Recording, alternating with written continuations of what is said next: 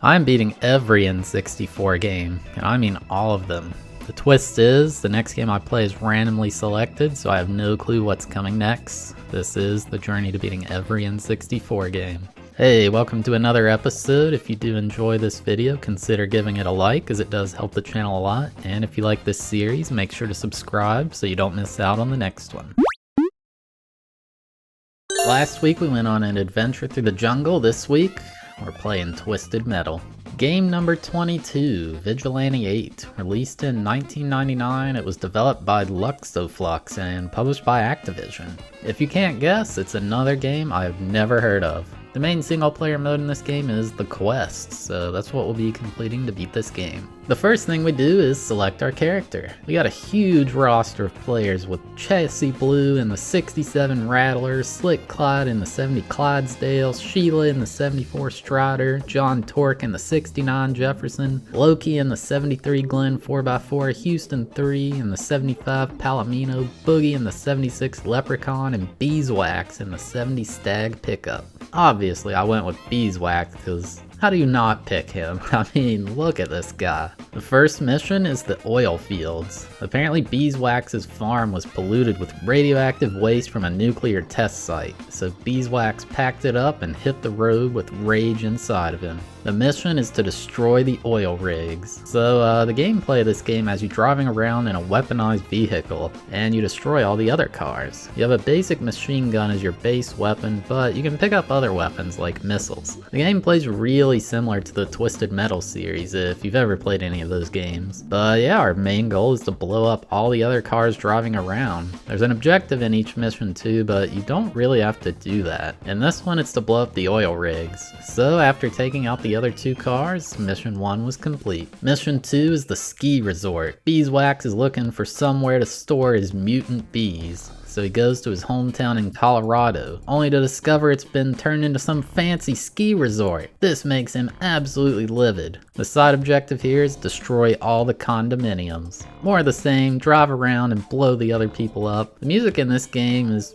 pretty good. It's high BPM, nice bass kick, you know, I liked it a lot. Anyway, this mission was going a bit rough. I kept getting hit by missiles from this truck. My health was low and I thought for sure this was the end. That's when I found my special attack. Beeswax has a special attack where a beehive connects to his car and you can send a swarm of bees at the other guys. They are so strong. They just keep hitting them and knocking their car up in the air and they basically have no chance. It's like an infinite combo. I barely managed to survive thanks to the help of the bees. The third mission is Casino City, Nevada, basically the knockoff Las Vegas. Apparently Beeswax met some dude named Sid Byrne, and he was convinced that Sid was a prophet. Because of this, he wanted to unleash the wrath of his bees on all the sinners of Casino City. Yeah, Beeswax may actually be the bad guy here, it's not sure. The side objective is destroy the Galaxy Hub Hotel and Casino. I'm not really sure what the point of the objectives it gives you are because I never really did any of them. Maybe it's like a 100% completionist thing? I don't really know. I thought the map design was good for this game too. This map in particular, it was pretty cool with lots of buildings you can drive around and even in them. Like there was an underground parking garage, it was pretty cool. Anyway, this mission was a lot tougher than I thought. I couldn't really find any of the bees to use and without those, I was hopeless.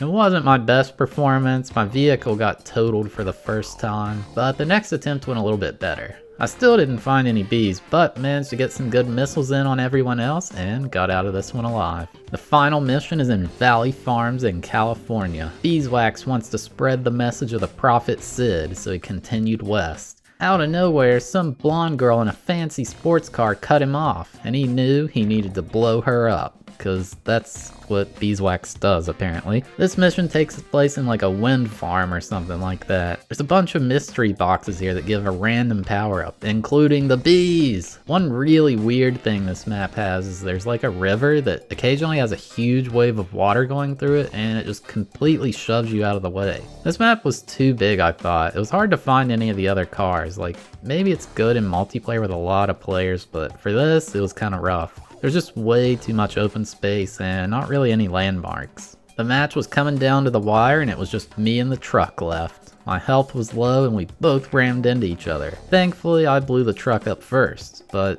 apparently it didn't matter because I blew up too and it said I lost anyway. Get him, bees.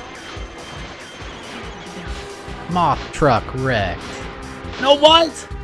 Next round was going a bit better, and I was able to destroy all the other cars with a decent amount of health left. Well, that's what I thought. After blowing up all the other cars, the game informs you that Chassis Blue is approaching, and there's nothing you can do about it. Must be that blonde person it mentioned before in the mission. I definitely didn't have enough health to take her on, so I had to play this very defensive. Things were looking scary, and that's when I was finally reunited with my beautiful bees. Chassis now had to face the wrath of my army. Thanks to the power of the bees, Chassis didn't stand a chance. After beating that, it shows a cutscene giving you some lore about the fate of Beeswax, apparently stolen some nuclear warheads from the farm. As you may have guessed, his bees would be attracted to anything yellow, and guess what?